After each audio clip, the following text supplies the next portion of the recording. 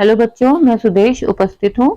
और जैसा कि दोहों से संबंधित मैंने आपको जो गूगल फॉर्म दिया था, तो इसको हम पूरा कर लेते हैं, समझ लेते हैं कि किस तरह से हमें अटेम्प्ट करना है।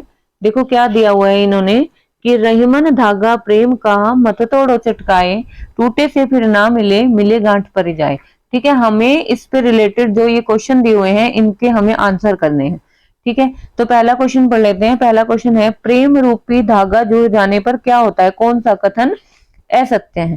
ठीक है, संबंधों में मधुरता नहीं रहती, मन में विवाद रह जाता है या मन में विवाद उत्पन्न होता है, व्यवहार में कठोरता रह जाती है, शंका रूपी गांठ जो है वो बनी रहती है।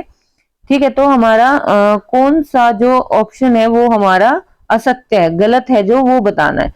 तो ठीक है, तो गलत कौन सा है? देखो, व्यवहार में कठोरता रह जाती है, ये हमारा गलत है।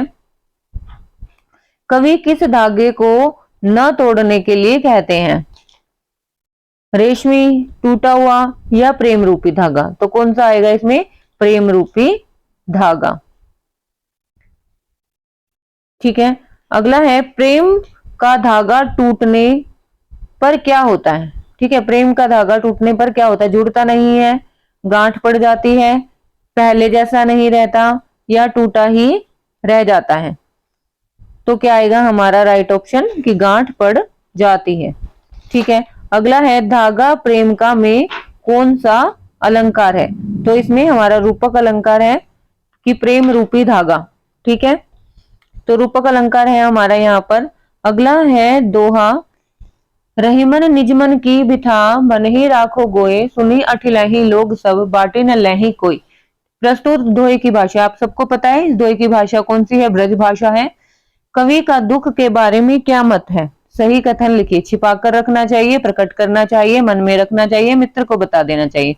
अब देखो, उन्होंने खुद ही कहा है, मन ही राखो गोए, मन में छिपा कर रखना चाहिए, गोए छिपा कर रखना चाहिए।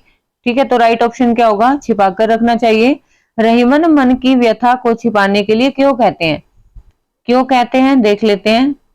सुनी अठिलही लोग सब, यानी सुनकर लोग अठिलहे मतलब मजाक उड़ाते हैं। अब वो किस लिए कह रहे हैं? ताकि लोग मजाक न उड़ाएं। ठीक है, अगला दोहा है, दीर्घ दोहा अर्थ के आखर थोड़े आही, जो रहीम नटकुंडली समिति कूद चढ़ जाए।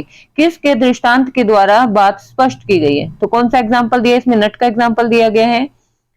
दोहा के अर्थ के विषय में क्या कहा गया है? लंबा और गहरा, यानी उसके दोहों में बेशक अक्षर थोड़े हैं लेकिन जो ज्ञान है, ठीक है, जो अर्थ है बहुत ही लंबा और गहरा है।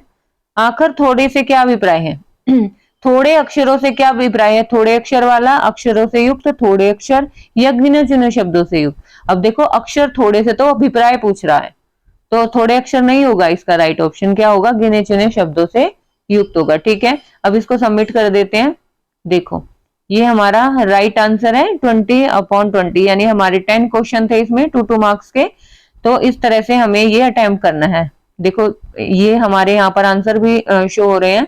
कवि किस धागे को कभी न तोड़ने के लिए कहते हैं? प्रेम रूपी। प्रेम का धागा टूटने पर क्या होता है? गांठ पड़ जाती है।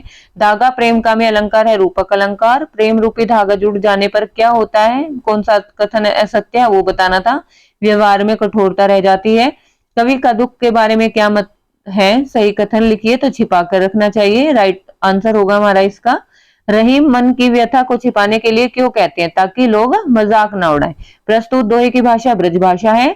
किसके दृष्टांत के द्वारा बात स्पष्ट की गई है? तो नट दृष्टांत के द्वारा बात यहाँ पर स्पष्ट की गई है। आखिर थोड़े से क्या अभिप्राय है? गिने चुने शब्दों से युक्त। दोहा के अर्थ के विषय में क्या कहा गया है? कि इसका जो अर्थ है बहुत ही लंबा और गहरा है।